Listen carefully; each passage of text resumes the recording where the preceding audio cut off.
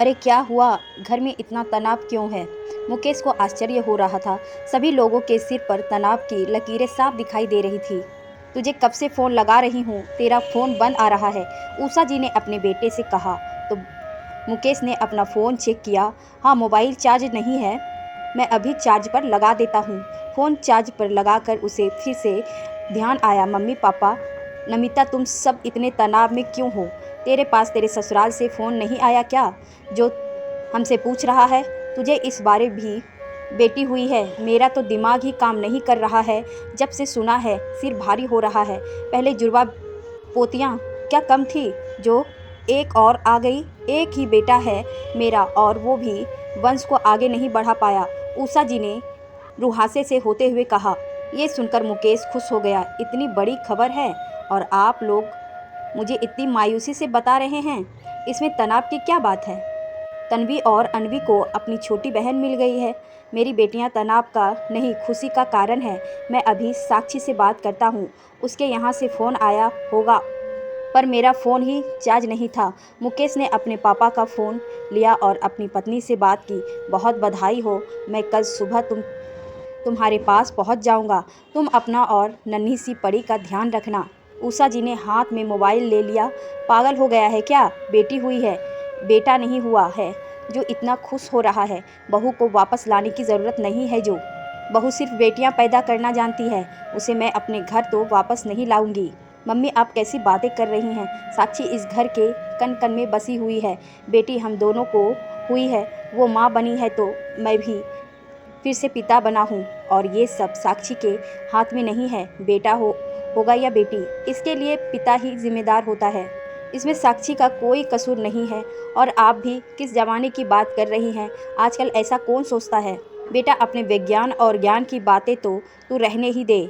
समाज आज भी लड़कों के दम से ही चल रहा है। लड़के ही तो अपना वंश आगे लेकर जाते हैं। लड़के होते हैं तो घर चलता है। मुझे तो पोता ही चाहिए। जब तन्वी और अनवी जुड़वा हुई तो मैं चुप रही थी। इस बार ना सही, अगली बार तो पोता जरूर हो जाएगा। मम्मी आप भी बिना बात का तनाव ले रही हैं।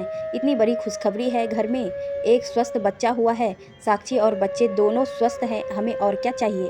फिर आजकल बेटियां किसी भी क्षेत्र में कमतर नहीं है। मैं कल सुबह साक्षी और अपनी बेटी से मिलने जा रहा हूँ और उन्हें अपने घर ले आऊँगा। ये तो आपकी जिद की वजह से साक्षी को डिलीवरी के लिए उसके मायके भेजा था, वरना मेरा तो जरा भी मन नहीं था। मुकेश मुझे मेरी बहू से एक पोता तक नहीं मिला है। मेरी बहू ने मुझे दिया ही क्या है? मेरी सब सहेलियाँ और रिश्तेदारों के पोते हैं, सब कितने गर्व से रहती है। और एक मैं हूँ जो 3 पोतियाँ की दादी बन गई हूँ। एक पोते की उम्मीद रखना क्या गलत है? मुकेश चुपचाप अपने कमरे में चला गया। साक्षी से उसकी शादी को 8 साल होने आए हैं। साक्षी पढ़ी लिखी समझदार लड़की थी। उसने पूरे घर को संभाल लिया और ससुराल के रंग में रच बस गई। उषा जी का वो बड़ा आदर सम्मान करती थी और ननद नमिता को अपनी बहन ही समझती थी। शुरू में सब अच्छा ही चल रहा था। जैसे ही साक्षी के गर्भवती होने की जानकारी मिली, उषा जी पोते आने के सपने देखने लगी। साक्षी की पहली डिलीवरी भी मायके में हुई थी, इसीलिए वह जुड़वा बेटियां होने की खबर आई तो उषा जी का चेहरा उदासी से लटक गया था।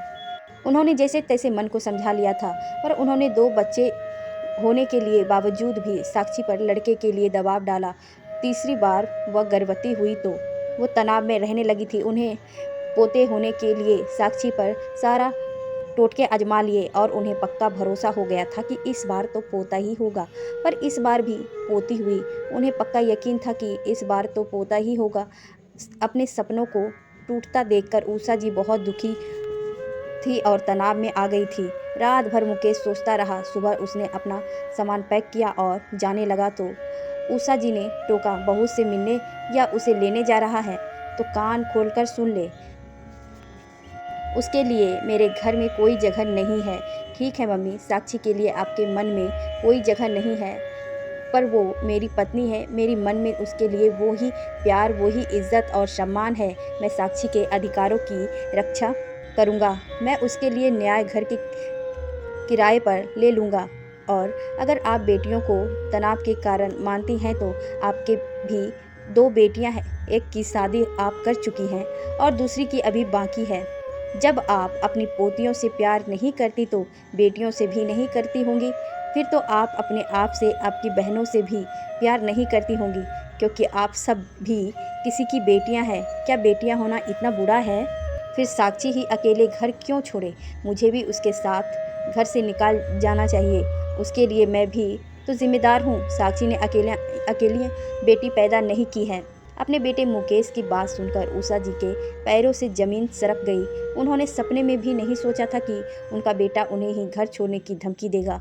तभी उनकी बेटी नमिता बोलती है, मम्मी फिर तो आपने मेरे और दीदी के जन्म भी ऐसे ही हमें कोसा होगा। आप तो हमें बिल्कुल भी प्यार नहीं करते। दीदी के भी तो 2 बेटियां हैं, पर उन पर तो आप जान छिड़कती हैं। तो क्या वो सब दिखावा है? बेटी की बेटियां प्यारी होती है, पर बहू की बेटियां पैदा कर दे तो उसके साथ दुर्व्यवहार क्यों किया जाता है? ये सब सुनकर उषा जी शर्म से जमीन में गिर गई। उनके आंसू बहने लगे। उन्हें अपनी गलती का एहसास हुआ। मुकेश, नमिता, तुम दोनों मुझे माफ़ कर दो। तुम दोनों ने मेरी आंखें खोल दी। हम सब अपनी बहू और पोती से मिलने चलेंगे और हम सब यही इसी घर में एक साथ रहेंगे। ये सुनकर सबके चेहरे से तनाव गायब हो गया और होठों पर मुस्कान छा गई।